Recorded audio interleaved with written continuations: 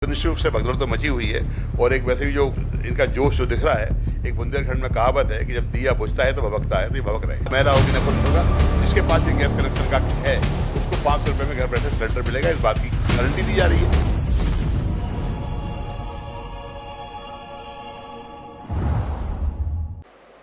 नमस्कार, मैं हूं साक्षी राय और आप देख रहे हैं खरी बात न्यूज़। आमने सामने में आज हमारे साथ कांग्रेस कार्यालय में जेपी धनोपिया जी हैं, उपाध्यक्ष। बहुत बहुत स्वागत है खरी बात न्यूज़ में आपका। धनोपिया जी, चुनाव बेहद करीब है, तैयारियां कैसी चल रही हैं कांग्रेस की इस बार? निश्चित रूप से मध्य प्रदेश कांग्रेस कमेटी के सम्मानीय अध्यक्ष आदरणीय कमलनाथ जी के नेतृत्व में पूरे प्रदेश के अंदर कांग्रेस पार्टी की गतिविधियां बहुत तेज़ी से संचालित हो रही हैं। सारे संगठन के लोग, जिला अध्यक्ष, ब्लॉक अध्यक्ष, प्रकोष्ठों के अध्यक्ष अपने अपने कार्य कर रहे हैं। और अभी हमारा वर्तमान में नारी सम्मान अभियान का जो कार्यक्रम चल रहा है, जिसमें महिलाओं को 1500 रुपये प्रति महिला दिया जाएगा, 500 रुपये में गैस सिलेंडर दिया जाएगा, वो सारी चीज़ें चल रही, सारे कार्यक्रम चल रहे हैं और कांग्रेस कार्यकर्ताओं में उत्साह है। निश्चित रूप से हिमाचल की और कर्नाटक की जीत के बाद कांग्रेस कार्यकर्ताओं में जो उत्साह है वो उसका संचार ज़्यादा हुआ है और मैं समझता हूँ उसका फ़ायदा ही मिलेगा। अच्छा, जैसे आपने नारी सम्मान योजना की बात करी, ऐसी ही घोषणाएं लगातार आप जानते हैं शिवराज जी भी कर रहे हैं और लाडली बहना योजना प्रमुख है उसमें।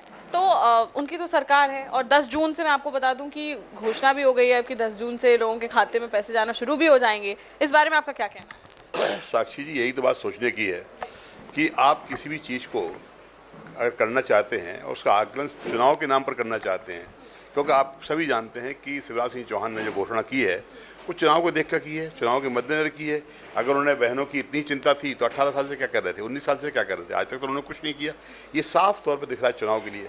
मैं तो तब मानता आदरणीय शिवराज सिंह चौहान को, वो कहते कि आप हमारी पार्टी जिताइए, हम जीतने के बाद आपको 1000 रुपये महीना देंगे, तब समझ में आता। ये तो आपने पहले ही प्रलोभन दे दिया क्योंकि आप सत्ता में बैठे हुए हैं, सरकार आपके पास है, जबकि आदरणीय कमलनाथ जी के प्रति लोगों को ज़्यादा विश्वास है।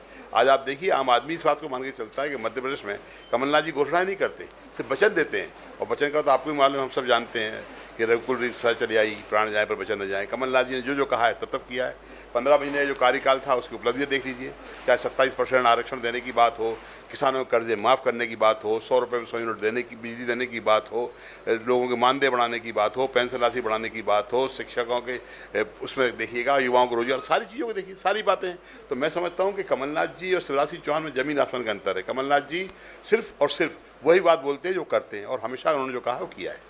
उपाध्यक्ष जी, आपको पता है कि जैसे आपने कहा घोषणाएं तो लगातार चल रही हैं, चाहे कमलनाथ हो, शिवराज हो, दोनों ही घोषणाएं कर रहे हैं।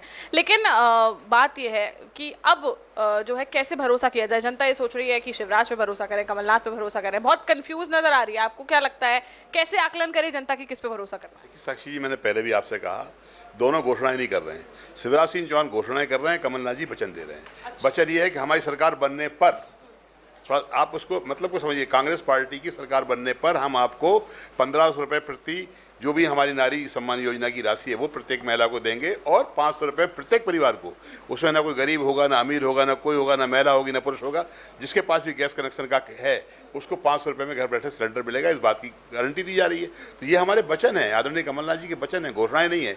इसलिए आप कम से मामा शिवराज सिंह के साथ तुलना मत करिए। 500 रुपये जो सिलेंडर देने की घोषणा की है 500 रुपये में, उसके बारे में भाजपाइयों का कहना है कि उन्हें पता है कि सरकार बननी नहीं है, इसलिए कुछ भी बोल दो, 500 में सिलेंडर कैसे दे देंगे? अगर सरकार बननी नहीं है, कुछ भी बोल दो, फिर घबरा के पहले 1000 रुपये क्यों बांट रहे हो? क्यों आप देने की बात कर रहे हो? अगर आप में तो साहस है तो let us wait for election. आप आइए चुनाव के बाद, बोलिए हम करेंगे। अगर आज भी शिवराज जी को मैं चुनौती देता हूँ, उनमें साहस है तो करके बोल के बताएं कि मैं 1000 रुपये की जो बात कर रहा हूँ ये तो मुफ्त माल है, बांटते जाओ, देते जाओ। आपके पास से तो जाना नहीं है, आपको मालूम है, हमें तो करना नहीं। 2 महीने 3 महीने पैसे देंगे, बाद में सरकार बदल जाएगी, कांग्रेस पार्टी अपने आप 1500 का वायदा कर रही है तो जारी रखेगी। तो निश्चित रूप से ये वाली बात है, बढ़ना इनको चाहिए था कि चुनाव की बात बोलते। अच्छा धनोपिया जी, बहुत घोषणाएं अभी भी हो चुकी हैं, जैसे नारी सम्मान योजना और मतलब से उसी में सिलेंडर महिलाओं के लिए बहुत घोषणाएं हो चुकी हैं, बिजली की भी हो चुकी है। अब और क्या क्या आने वाला है इसमें? मतलब वचन वचन वचन की बात करें, आप यही कहेंगे? पत्र में आदरणीय कमलनाथ जी ने समाजों के संगठनों को भी जोड़ा है, समाज के विभिन्न वर्गों को जोड़ा है। हर वर्ग के लिए उन्होंने इस बात का ध्यान रखा है कि उनकी जो समस्याएं हैं, जो पिछले 20 साल से मध्य प्रदेश के अंदर लोगों को भुगतना पड़ा है, उन सब चीज़ों किया गया है। आप देखिए, कमलनाथ जी की सरकार थी तो कुल 100 रुपये 100 यूनिट बिजली के हिसाब से अमीर हो या गरीब हो सबको बेनिफिट मिलता था। किसी का भी बिजली का बिल 500, 700, 1000 रुपये क्रॉस नहीं करता था। आज आप देख लीजिएगा 5000, 7000, 10,000 इस तरह बिल आ रहे हैं। तो ये एक बहुत बड़ी राहत है। आदमी को कमाई तो कुछ है नहीं, बेरोजगारी मध्य प्रदेश में चरम पर है, भ्रष्टाचार चरम पर है। आप देखिए रोज अन्याय अत्याचार हो रहे हैं, कानून व्यवस्था ध्वस्त पड़ी है।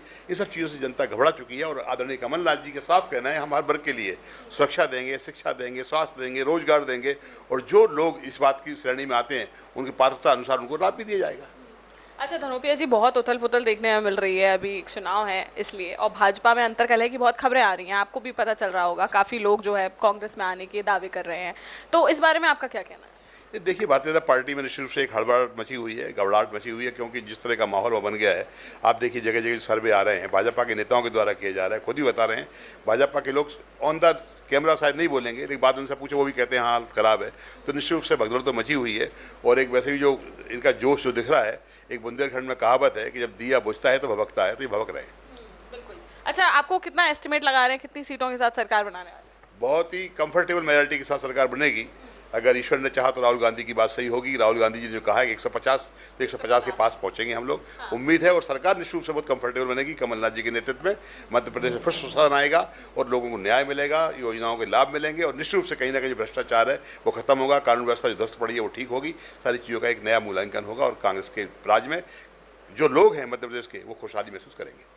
उपाध्यक्ष जी, जैसे आपने कहा कि 150 के साथ सरकार बनाएंगे बढ़िया अच्छे से, लेकिन अगर जैसे कि पिछली बार भी आपने बहुत अच्छे से सरकार बनाई थी, जनता ने आप पे भरोसा किया था, आपको वोट दिया था, लेकिन फिर आप ही के अंदर पार्टी के जो है कुछ लोगों ने विद्रोह किया, जो है गुटबाजी के चलते आपकी सरकार गिर गई। जनता अगर ये सोचे कि भाई किसी को भी वोट दे, बननी तो भाजपा ही है, तो फिर क्या होगा? क्या अब आपका संगठन इतना मजबूत हो पाया है कि जनता भरोसा कर पाए? देखिए आदरणीय कमलनाथ जी ने साफ तौर पर कहा था कि हमारी सरकार बनने के बाद जिस तरह का बिखराव हुआ वो बिखराव नहीं था। वोटों की चुरी सरकार को लोगों ने नोटों से खरीदने का काम किया था। हम लोग आइडेंटिफाइड नहीं कर पाए।